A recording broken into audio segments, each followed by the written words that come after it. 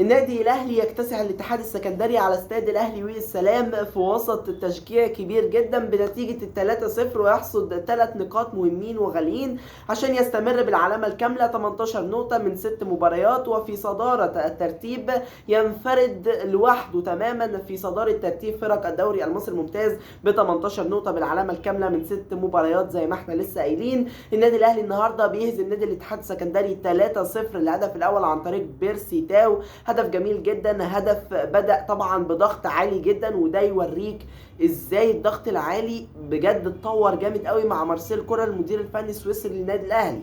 الضغط العالي بدأ انه يزيد بقوه، بيرسي تاو ضغط بشكل مميز جدا، المدافع ما لحقش يلم نفسه، راح بالفعل بيرسي تاو حطها لاحمد عبد القادر، لم الحارس المهدي سليمان حطها في المرمى، يمكن اتصدت من خالد صبحي، بعد كده اتصدت من محمود علاء من جانب بيرسي تاو، بعد كده بيرسي تاو يحطها بعد ما رجعت من محمود علاء، ما ينفعش تتحط وهي راجعه من خالد صبحي، وكلنا فاهمين طبعا هذا الامر وعلاقه محمود علاء الرائعه جدا بالنسبه للنادي الاهلي. الهدف الثاني محمود علاء تاني يعمل فاول ويرفعه معلول عشان يتعادل مع اسيستات صانع الالعاب عبد الله السعيد، وعلي معلول ده اصلا باك ليفت المفروض، وبيتعادل مع عدد اسيستات عبد الله السعيد ب 67 اسيست، وعلي معلول لعب 200 وحاجه ماتش، وايضا عبد الله السعيد لعب 200 وحاجه ماتش، لكن عبد الله السعيد لعب 200 وحاجه و40 ماتش. اللاعب علي معلول لعب 214 ماتش فقط لا غير، وهذا هو اللقاء 214، وبالتالي ده انجاز مميز جدا في اسيستات علي معلول، رفعها بشكل مميز جدا.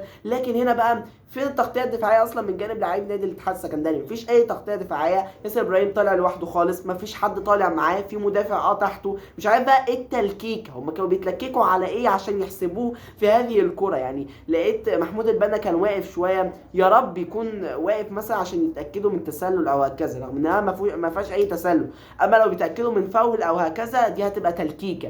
بعد كده ضربة جزاء تلكيكة برضو، لكن هي ركلة جزاء مستحقة، لكن المفروض اللعبة خلصت يعني، واللاعب سدد الكرة، لكن في هذه اللعبة احمد عادل ميسي كان يستحق ركلة جزاء بالفعل، داس على رجله، وياسر ابراهيم كان يستحق الانذار، وعشان كده طلع ونزل محمود متولي، وشكل خلاص محمود متولي هيرجع بقى في الدويتو اللي كان عامله يمكن مع محمد عبد المنعم بقيادة مارسيل كولر، هو اللي موظفهم اكيد في هذه الاماكن.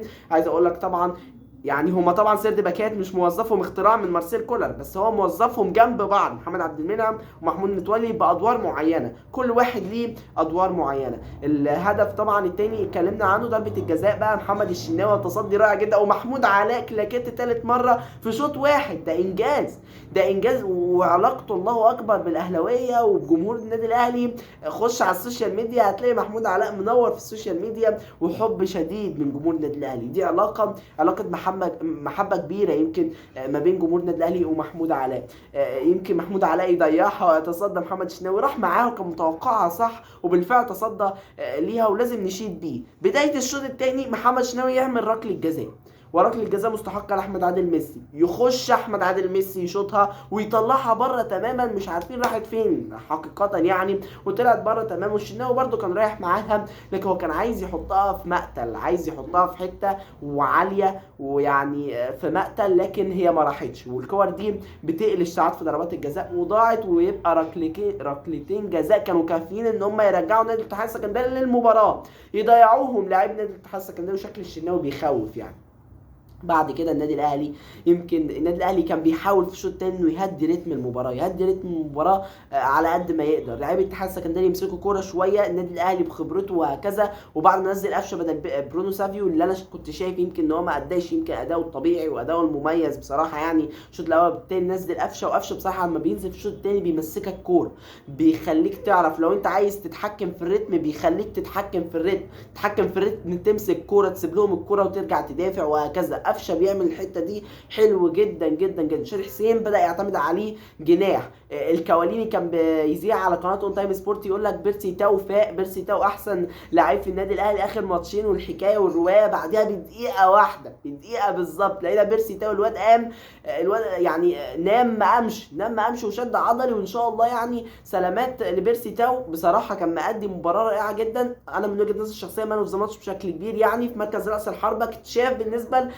مارسيل كولر، ولازم نديله حقه. كريم فؤاد برضو يمكن ناحيه اليمين هو خلاه لنهايه المباراه. كان طلع طبعا عبد القادر، واللي نزل في مكانه شادي حسين. كان طلع ايضا اللاعب برونو سافيو ده في خط الهجوم، يعني خلى كريم فؤاد زي ما هو متولي بدل ياسر ابراهيم عشان الانذار، ونزل حمدي فتحي بدل عمرو السوليه. حمدي فتحي برده يمكن انت بتتكلم عن خيارات مميزه جدا في وسط الملعب بالنسبه للاهلي، السوليه وحمدي فتحي واليو ديانج معاك كمان. اكرم توفيق بسم الله ما شاء الله عليه طبعا، يعني ناحيه اليمين علي معلول بقى هو اللي عاجبني النهارده. انا حسيته بيقاتل على قد ما يقدر، بيقاتل مقاتله كبيره جدا، وعامل اسيست كمان وهكذا، عامل مباراه جميله بصراحه. الهدف الثالث ده في حته ثانيه، الهدف الثالث بتتكلم من قفشه بقى وفرش المهدي سليمان مرتين، والمهدي سليمان كان يتلاعب به محمد مجدي قفشه، وحطها حلوه قوي. حسين شحات كان عايز يحطها، اكرم توفيق سبقه وحطها في المرمى، وانتهت المباراه بنتيجه جميله جدا مع شوق الجماهير النادي الاهلي بنتيجه 3-0. اكتساح مميز طبعا في المباراه السادسه بالنسبه لكل الاهلاويه.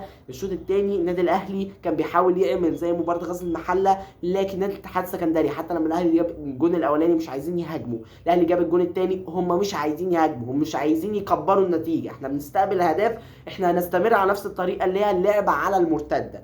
الاهلي جاب الجون الثالث، يعني خلاص بقى بتتكلم انك رميت الفوطه، مفيش حلول، مفيش زياده عدديه اصلا من هجوم نادي الاتحاد السكندري، وبالتالي الشراسه الهجوميه من جانب نادي الاتحاد السكندري طوال المباراه تقريبا ما شفناهاش. الشوط الثاني الاهلي كان بيلعب ايه؟ مس باص كتير جدا، يعني تمريرات مفقوده كتيره جدا، تمريرات سيئه كتيره جدا، لكن في المقابل الاتحاد برده ما بيلعبش ند قوي ان هو قريب قوي من تسجيل الهدف، وبالتالي الاهلي بشكل كبير كان مسيطر على اجواء المباراه كلها، كان مسيطر على كل حته في الارض. تشجيع رائع جدا من جمهور النادي الاهلي، ما بطلش طوال المباراه، هو في وادي والاهلي في الملعب في وادي تاني، لكن التشجيع بقى بيحمس اللعيبه تحميس، وبيديلهم دفعه معنويه كبيره جدا علشان يسجلوا الاهداف وهكذا، واللعب والاداء يتحسن. مارسيل كولر بدايه رائعه جدا حتى لما خسرش ولا مباراه، الله اكبر، يعني لعب مميز جدا، يمكن ما تعادلش اصلا ولا مباراه. ده الفيديو بتاعنا النهارده، مبروك لكل الاهلاويه، مبروك لجمهور النادي الاهلي، ليله سعيده بالنسبه لكل الاهلاويه. بكره بقى كاس العالم، اشترك في القناه على طول واعمل لايك للفيديو، سبسكرايب للقناه،